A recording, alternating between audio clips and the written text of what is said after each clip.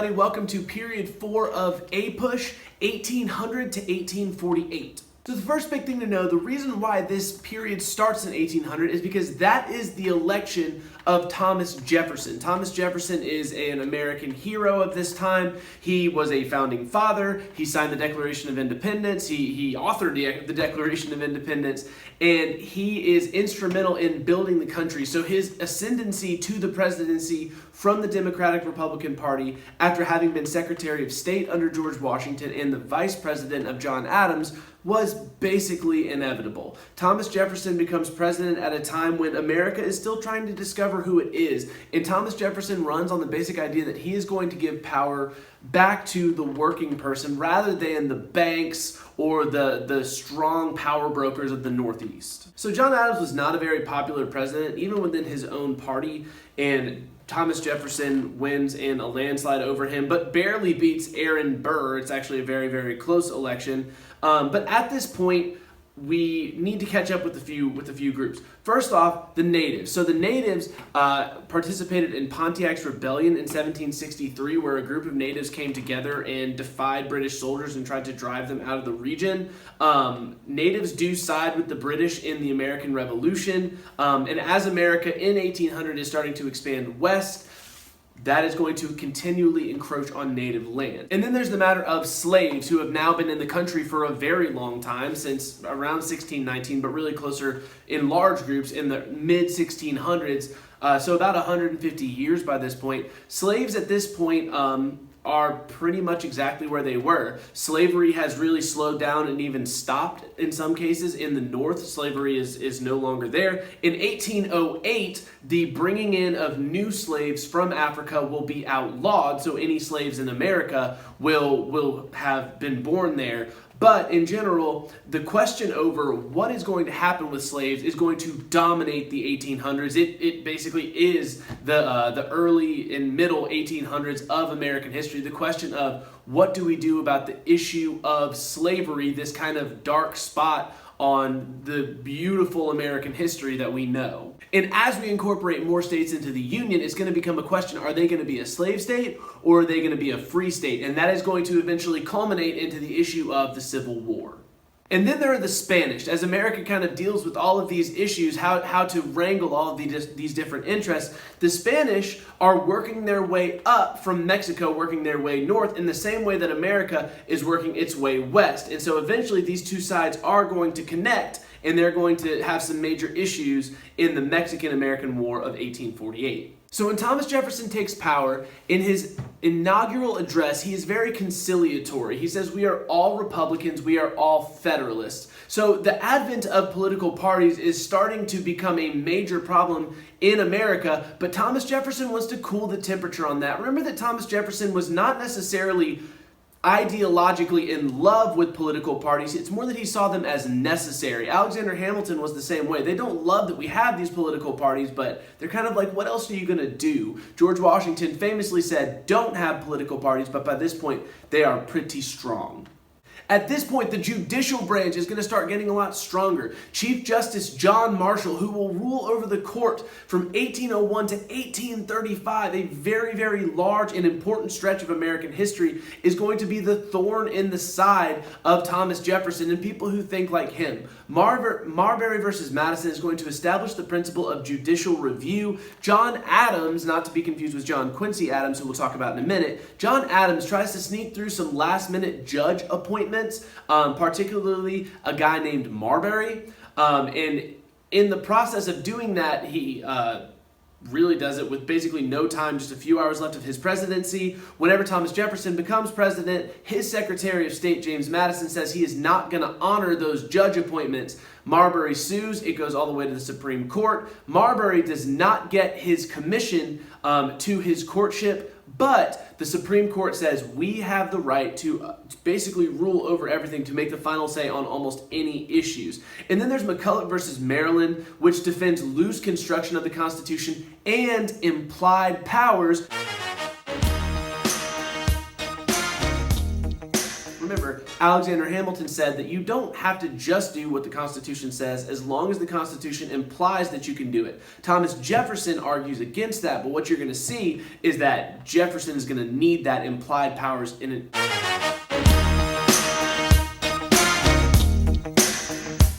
Argument in just a minute. So it's McCulloch versus Maryland that defends loose construction of the Constitution and implied powers of the government. Speaking of implied powers of the government, 1803, the Louisiana Purchase comes around. This is going to double the size of the U.S. for $15 million for pennies an acre, and pretty soon you are going to see the size of America just blow up, and a few problems are going to come from that, but the first and foremost for Thomas Jefferson is that this isn't really constitutional. The Louisiana Purchase is not allotted for in the Constitution in the sense that the Constitution doesn't say you can just go buy big chunks of land, but Thomas Jefferson leans on that argument of implied powers. Lewis and Clark make the expedition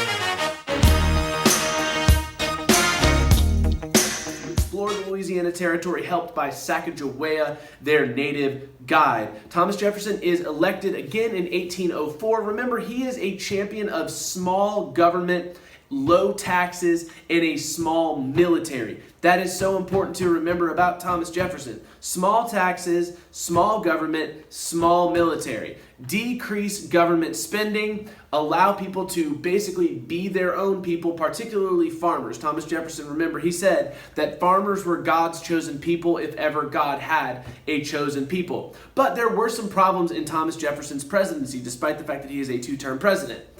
There were some threats to our neutrality as a country. The Barbary pirates and the Pasha of Tripoli demanded tribute. They were basically taking our sailors and our goods. And they had a system with Washington and Adams where they would pay bribes. Whenever Jefferson comes in, he refuses to pay that bribe because they raise the price, and we end up having an issue with the Barbary pirates. Britain is going to fire on our ship, the Chesapeake, when soldiers refuse to comply with orders. This is because of a problem called impressment, where the British are taking American sailors who may or may not have been born in Britain, but usually weren't, and making them sail for the British fleet. And then there was the Embargo Act of 1807. Peaceful coercion hurts the U.S. economy more than it hurts Britain and France. Basically, we tried to cut off, we tried to at least shut down to a major extent British and French shipping into America and shipping out to them, but that ends up just really hurting our economy, because if you can't tax, Thomas Jefferson wants low taxes, and you can't charge other countries to bring in to get your goods, where's your money coming from? After Thomas Jefferson's administration, he hands the reins over to another Virginia man, James Madison. James Madison is going to continue what will come to be called the Virginia Dynasty. Now, James Madison is most infamous for the War of 1812, otherwise known as Mr. Madison's War. This is another issue with Britain over the issue of impressment, among a slew of other issues. Now, the War of 1812 isn't all that important because there aren't many major resolutions that come out of it. The War of 1812 lasts about 5 years, and it's going to end in essentially a stalemate. You could call it a tie, but more than anything, America mostly wins this war. Now, the War of 1812 really is not all that important. It goes from 1812 to 1815. It is not a terribly popular war within America, and that is why Madison's critics ran the war as Mr. Madison's War. The resolution is that basically most things in America are going to stay the same, but America will pull out this war, which is also going to be fought in Canada too, against the British. But what ends up happening is that the Federalists were extremely against this war. The Federalist Party were extremely against this Democratic-Republican war. Republicans, also at this time known as just Republicans. And when this war ends, you've got an issue because the Federalists have rallied very, very hard against this war. And now what you've got is that they look very unpatriotic. And the war leads to a manufacturing boom, as most wars do, because you have to make war goods, you have to make supplies, you have to make uniforms, you have to make weapons.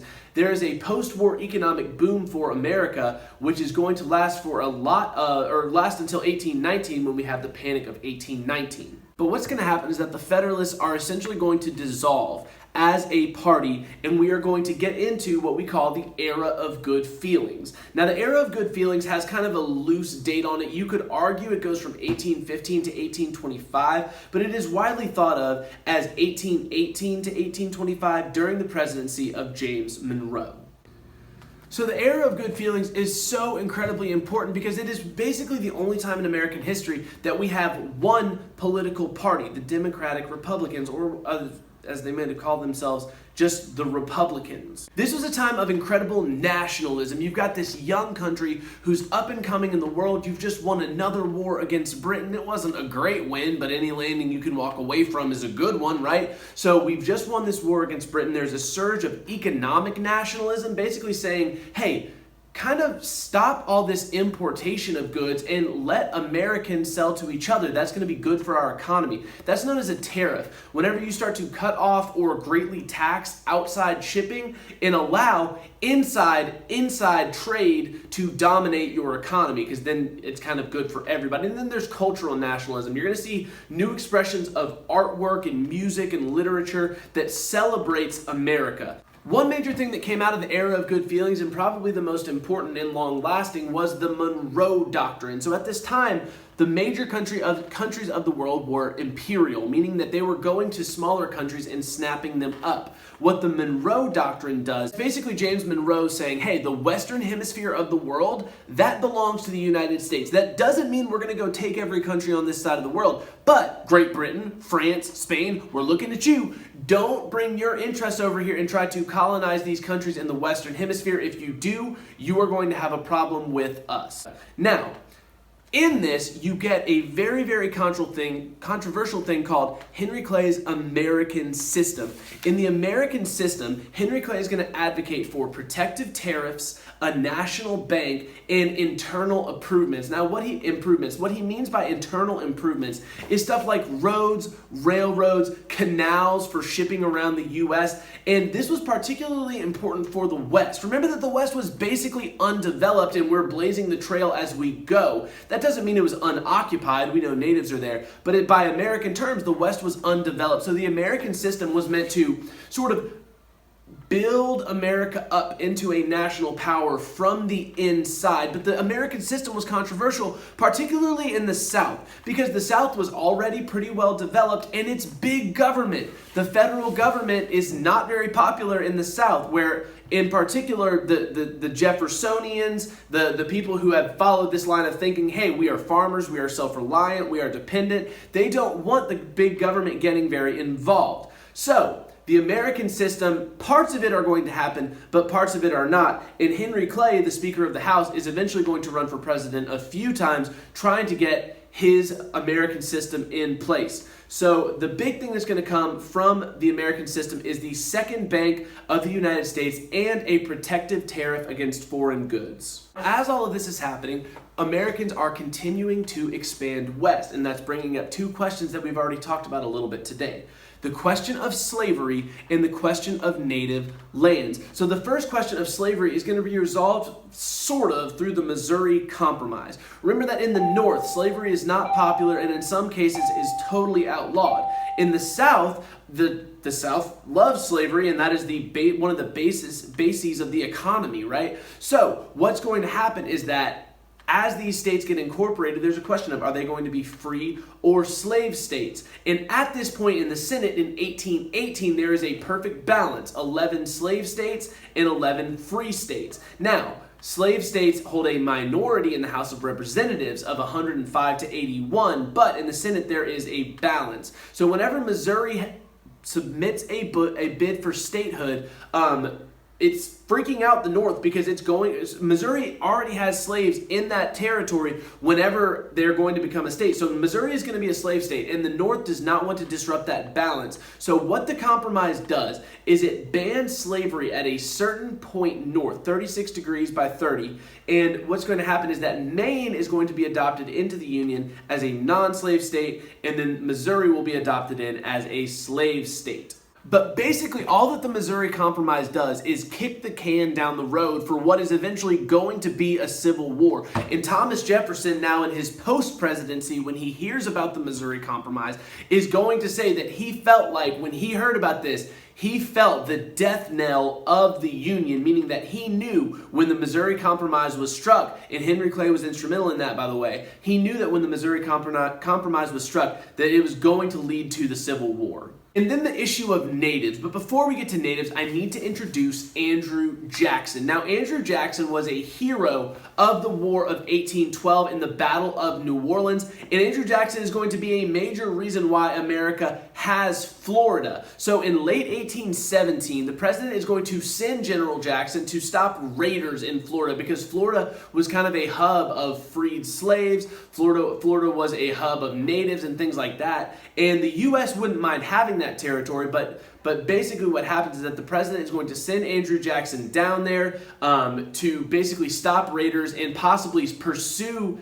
them into Florida if he needed to, raiders who are consistently messing with American interests. But Andrew Jackson didn't do that. He actually leads a militia into Florida, destroys Seminole villages, and basically says, hey, I didn't ask to do this, but Florida is kind of going to be you're either going to stop and you're going to make Florida more in tune with American interests, Spain, or you're going to sell it to us. And what ends up happening is the Florida Purchase Treaty. America buys Florida for $5 million. That means that the natives who live in there are going to have to go. And so that's going to actually lead to the Trail of Tears, or the Indian Removal Act of 1830, leading to the Trail of Tears, where natives have to leave Florida so that white settlers can move in. They're going to have to move about 5,600 miles across the country, and about 4,000 of them will die. And that's just one story of native removal. There are a ton from this time. So in 1824, we've got another election, and this is going to end the era of good feelings because technically you've still got the Democratic Republicans, but you're about to see a major split.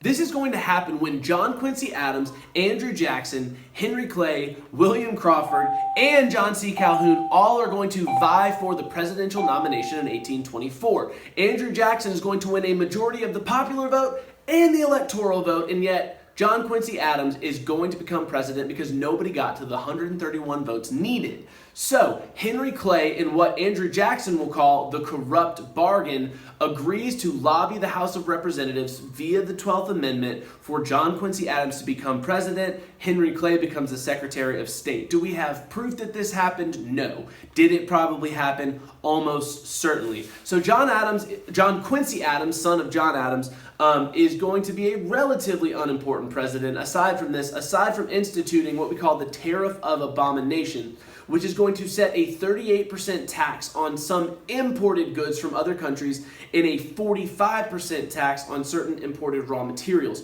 from other countries. This is going to lead to South Carolina openly rebelling against this law in the nullification process, in the nullification crisis, and this is going to be a major issue that sort of, again, starts to show you what the Civil War is going to look like here in just a few years. After John Quincy Adams, Andrew Jackson runs for president again in 1828. This time he is going to win. And this is going to start the era of Jacksonian democracy. So Andrew Jackson is going to expand voting rights just for white males, though. And basically, he is going to be a populist's populist. If you thought that Thomas Jefferson wanted to give more power to the people, Andrew Jackson is an advocate for total rule by the people. This gets him the nickname of King Mob at different points.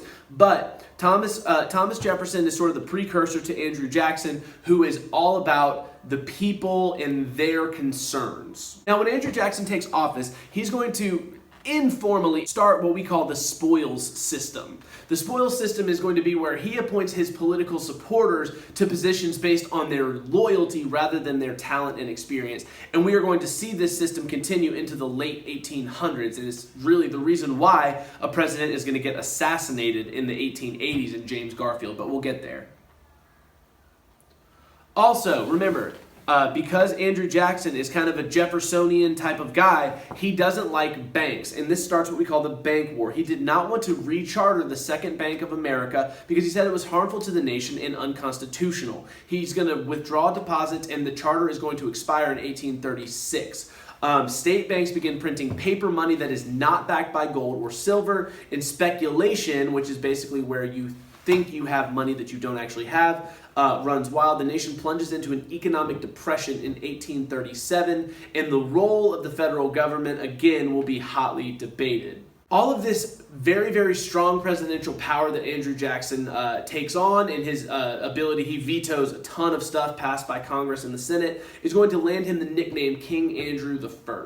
But at this time, the American spirit of invention starts to take off in what we will call the market revolution. At this time, you're going to get inventions like the telegraph by Samuel Morse, and that is going to connect the country because now East and West and South can communicate much better. You don't have to just put something on a horse and run it by mail. Now you can communicate via telegraph. Samuel Morse will start Morse code with the telegraph, and that's going to greatly connect the country. Some other inventions of the time. Eli Whitney invents the cotton gin. This is going to increase the need for slavery because you're producing more cotton. Samuel Slater is going to father the factory system. Textiles, linking northern factories and southern cotton plantations together because they need each other now.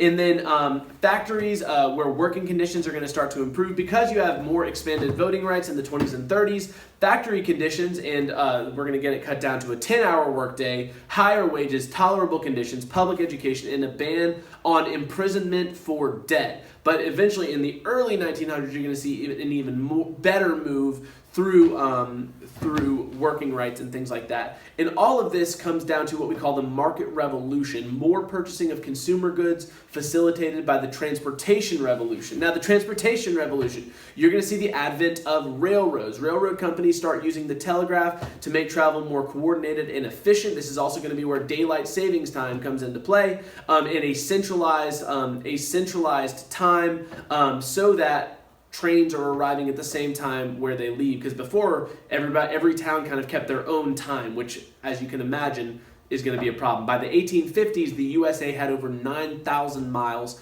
of railroad tracks. But also in the transportation revolution, you've got steamboats, roads, and canals. And that is going to unify the American economy because people can actually get to each other. And it's much easier to trade. Between 1815 and 1821, by the way, you're going to have 6 states admitted to the Union. So you're seeing America blow up greatly at this time. Speaking of blowing up, you are going to have a massive surge of immigration. A lot of people coming from different European countries. About 3 million immigrants come to the USA during this time. About 1/3 of those come from Ireland because of the potato famine. They will start to work in factories, particularly Lowell, Massachusetts is going to have some major factories for textiles. Women and children, not just immigrants, but women and children are going to get paid low wages and work for long hours. Again, you're going to see this problem looked at again in the late 1800s, early 1900s. But back to immigration. So immigration is also going to cause nativism, which is basically where people don't like these new immigrants coming in. That's going to be a recurring theme where in the 1800s and early 1900s, people just aren't quite sure what to do because a lot of times immigrants bring in values that are different to what are seen as American values at the time. So most of these immigrants are coming from England, Germany, or Ireland. So after Andrew Jackson is president, he will pass it on to his man, one of his guys, Martin Van Buren. Martin Van Buren will eventually pass it on to William Henry Harrison, who will only be president for a month because he didn't wear a jacket to the inauguration and died of a cold. But by the 1840s, you're going to have some different political parties in place, but basically the things that I'm saying are going to sound the same as the divisions that existed before. With the Whigs, who were in place in the 1840s, they favored a renewed national bank, protective tariffs, internal improvements, public schools, and moral reforms. Mostly aristocratic and wealthier, generally from the East. Basically, these are the Federalists of the time. And then the Democrats. They glorified the liberty of the individual. They clung to states' rights and federal limitations in social and economic affairs. Mostly humble and poorer folks. And then generally from the South and the West. These probably sound a lot more like Jeffersonian Republicans. Okay, so you've got at this point the Whigs and the Democrats. At this time, the role of women. This is important. Women at this point are mostly in their home in what we call the cult of domesticity. And I've told you guys I don't love that term, but that is the term that they use here. This is going to regulate gender roles in American society, especially in the middle and upper class. Women are pretty much going to be at home regulated to, they're going to be regulated to at-home jobs like cooking and cleaning and things like that. But women are also working in factories. Don't forget that. They do make less money than men, though, and they still do not have the right to vote. Only Jesus, only Jesus.